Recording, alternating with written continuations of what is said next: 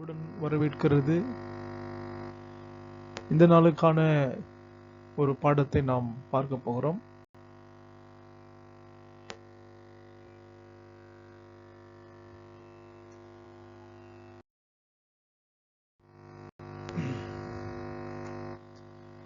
பாடம் 3, types of sentence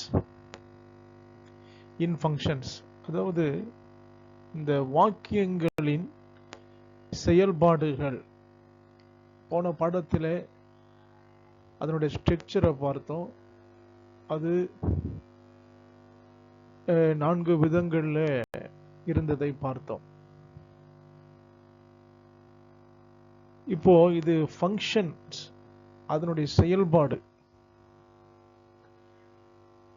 அதை நாம் பார்க்கும் பொழுது அது சிம்பிள் டென்ஸ் என்றும், சிம்பிள் சென்டென்ஸு, காம்பவுண்ட் சென்டென்ஸு, இப்படியாக ஒரு ஸ்ட்ரக்சரில் தான் அந்த வாக்கியங்கள் அமையும் என்று பார்த்தோம். இப்பொழுது அந்த 4 வாக்கியங்களும் எப்படி ஃபங்க்ஷன் ஆகிறது, அதன் செயல்பாடுகள், அது ஒரு 4 டைப் இருக்கு.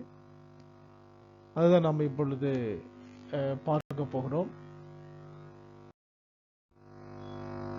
முதலாவது டிக்ளரேட்டிவ் ஸ்டேட்மெண்ட்.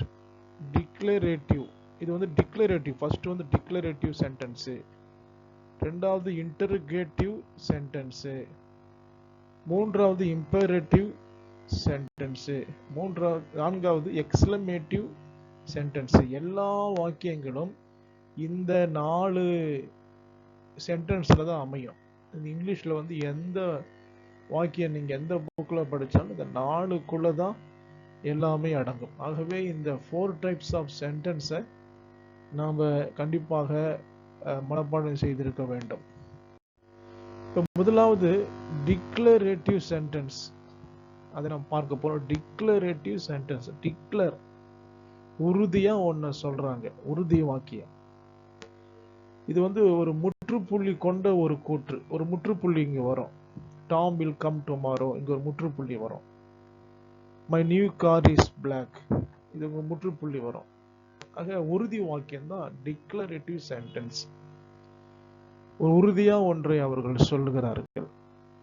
நிறைய எக்ஸாம்பிள் சொல்ல முடியும். நமக்கு 2 example. Tom will come tomorrow, உறுதியா சொல்றேன், நாளைக்கு டாம் வந்து வருவார், உறுதி வாக்கியம். ரெண்டாவது மை கார் இஸ் பிளாக், ஒரு உறுதியா சொல்றேன், என்னுடைய கார் கருப்பு நிறம் கொண்டது, உறுதி வாக்கியம்.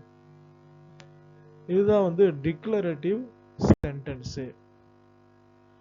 அப்புறமா நாம் பார்க்கிறோம் ரெண்டாவது வந்து இன்டர்கேட்டிவ் சென்டென்ஸ். ரெண்டாவது இன்டர்கேட்டிவ் சென்டென்ஸ்.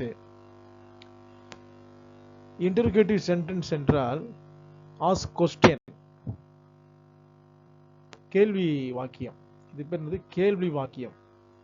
கேள்வி வாக்கியம் ஒரு கேள்வியை கொண்டுதான் இந்த வாக்கியம் அமைகிறது. ஆகவே இது இன்டர்கேட்டிவ் சென்டென்ஸ் என்று அழைக்கிறோம். இப்போ எக்ஸாம்பிள் பார்க்கும் பொழுது பாருங்க, வாட் இஸ் யுவர் நேம், உன் பெயர் என்ன? ஒரு கேள்வி, இந்த கேள்விக்குறி வருதுங்க பார்த்தீங்களா? அப்படி கேள்விக்குறி வந்தா இது வந்து கேள்வி வாக்கியம், அல்லது ஆங்கிலத்தில் இன்டர்கேட்டிவ் சென்டென்ஸ் என்று நாம் இதை அழைக்கிறோம். இன்னொரு எக்ஸாம்பிளை பார்க்கலாம். Will Tom come tomorrow, Tom நாளை வருவானா? கேள்வி வாக்கியம். ஆக இரண்டாவது இந்த ஃபங்க்ஷன்ல எப்படி செயல்படுதுன்னா, இது கேள்வி வாக்கியமாக, இன்டர்கேட்டிவ் சென்டென்ஸாக செயல்படுகிறது. மூன்றாவது இம்பேரேட்டிவ் சென்டென்ஸ். இம்பேரேட்டிவ் சென்டென்ஸ்னா கண்டிப்பான வாக்கியம், கட்டளை வாக்கியம், கண்டிப்புடன் கூறும் வாக்கியம்.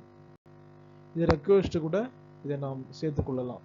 Imperative sentence. Command, command, imperative command, ஒரு கட்டளை வாக்கியம். கட்டளை வாக்கியம் தான் என்னது? Imperative sentence. இப்போ எடுத்துக்காட்டு நாம் பார்க்கலாம். எக்ஸாம்பிள், கம் வித் மீ, என்னுடன் வா, கமாண்ட் பண்றாங்க. என்னுடன் வா, command. Sit down and eat, கீழே உட்கார்ந்து சாப்பிடு, ஒரு கட்டளை சொல்றாங்க. இப்போ ரெக்வெஸ்ட் கூட ப்ளீஸ் ஓப்பன் த டோர், அது கூட இம்பேரேட்டிவ் சென்டென்ஸ் தான். இது வந்து கட்டளை வாக்கியம். நான்காவது எக்ஸ்க்ளமேட்டிவ் சென்டென்ஸ், எக்ஸ்க்ளமேஷன் சென்டென்ஸ், வியப்பு வாக்கியம்.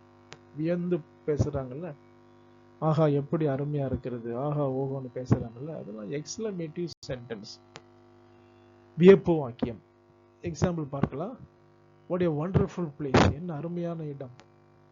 இங்க வந்து இந்த குறி போடணும், ஆச்சரிய குறி, ஆச்சரியமா கேட்கறது. வாட் எ வண்டர்ஃபுல் பிளேஸ், என்ன அருமையான இடம். இதெல்லாம் வந்து எக்ஸ்க்ளமேட்டிவ் சென்டென்ஸ். எக்ஸ்க்ளமேஷன், வியப்போடு அவர்கள் பேசுகிறது எக்ஸ்க்ளமேட்டிவ் சென்டென்ஸ். இன்னொரு எக்ஸாம்பிள் பார்க்கும்போது வாட் எ பியூட்டிஃபுல் பீச், இந்த பீச் எவ்வளோ அருமையான கடற்கரை, இது என்ன அருமையான கடற்கரை. What a wonderful place, what a beautiful beach. இதுதான் எக்ஸ்க்ளமேஷன் சென்டென்ஸ். ஆக இந்த டைப்ஸ் ஆஃப் சென்டென்ஸ் இன் ஃபங்க்ஷன்ல 4 விதங்களில் வாக்கியங்களை அமைக்கலாம். Declarative, interrogative, imperative, exclamative. Declarative என்றால் உறுதி வாக்கியம், கேள்வி வாக்கியம், கட்டளை வாக்கியம், வியப்பு வாக்கியம். இதை நீங்கள் மனதில் கொள்ளுங்கள். இத்துடன் இந்த 3வது பாடம் நிறைவடைகிறது. கேள்வி உள்ளவர்கள் நீங்கள் கேட்கலாம். God bless you.